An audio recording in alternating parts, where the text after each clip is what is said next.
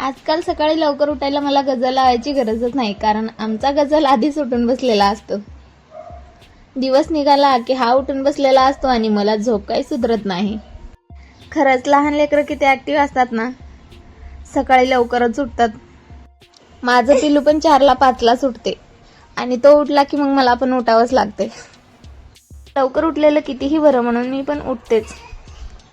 उठायला थोडा आळस येतो, पण लवकर उठल्यावर खूप फ्रेश फील होतं. आणि हे बघा, माझा राघू उंदरासारखं कुरुम कुरुम खाऊ खायला एक दात काढले. उठल्याच्या नंतर त्याला खाली सोडते आणि मनसोक्त खेळू देते, जेणेकरून तो मला घरची सगळी कामं करू देईल. आणि त्याच्याकडे अधूनमधून लक्ष देत सगळी कामं करून घेते मी. सगळी कामं झाल्याच्या नंतर या दोघांना आंघोळ घालायचं माझं शेवटचं काम असतं. आंघोळ घातल्याच्या नंतर त्यांना खाऊ बनवणं, खाऊ चारणं याच्यातच दिवस जातो आमचा. आणि काजळ लावते तर बघताय किती वळवळ करणं चालू आहे याचं. 1 मिनिटही शांत बसायचं नाही याला. आणि का घेऊन बसले असं लिहिणं मला सोडत का नाही असं होतंय त्याला.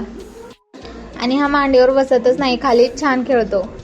आणि आज थोडंसं त्याचे नखं काढायचे होते आणि हा नेल कटरचा डब्बा ना मी मीशोवरती घेतले होते, पिल्लू छोटा होता तेव्हा. आणि याच्यामध्ये नेल कटर, चिमटा, कातर अशा 2-4 वस्तू येतात आणि हे खरंच खूप उपयोगी पडलं मला.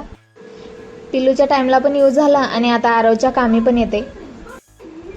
आणि लहान लेकराच्या बाबतीत सगळ्यात टास्किंग काम कुठलं जर असेल तर ते नखं काढणं आहे. एक तर ते शांत बसत नाहीत आणि दुसरी गोष्ट म्हणजे त्यांचे नखच नेल कटरमध्ये येत नाहीत. एकदम छोटे छोटे नखं असतात आणि त्यांच्या नखाला वाढ खूप जास्त असते. आता नखं काढून मी 4च दिवस झालं होतं, तर आणि नखं वाढलेच आहेत त्याचे. आणि सतत तोंडावर बोच करून रक्तच काढून घेते. आणि ते तर यांचे नखच काढायला जात नाहीत. बघ बाबा, लागेल तूच काढ असं म्हणतात मला.